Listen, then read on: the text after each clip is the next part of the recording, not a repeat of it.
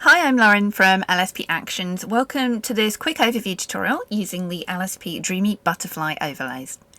If you haven't already, please watch video tutorial number 1 where I show you step by step how to install the actions, get butterflies into your library, how to quickly get started and use these for best practices, tips and tricks.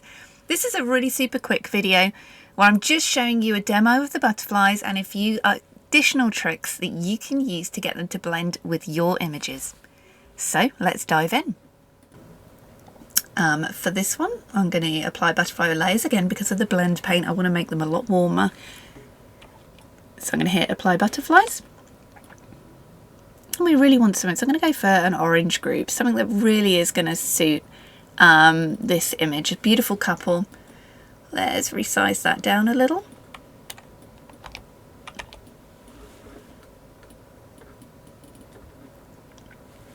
And at any point you can hit V on your keyboard, the move tool, or Control or Command T, or you can go Edit Transform to resize just to get them to fit. Now this couple are surrounded by butterflies. And you can use your blend paint to make them match the image and the contrast to bring a little toning back. Just like that, it's so quick and easy. And if you want to save, you can go File, Save As, or Save as a Copy and choose JPEG for your client.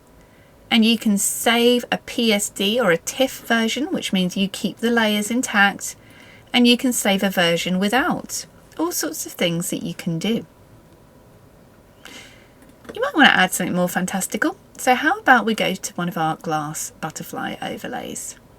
Fantasy Glass. Let's go for Fantasy Glass 27. The Fantasy Glass butterflies are beautiful. You can see that you can actually see through their wings. You see that? We can see through them onto the image, so they're really very, very pretty. Let's just move them around. So you could add a real storytelling vibe with them.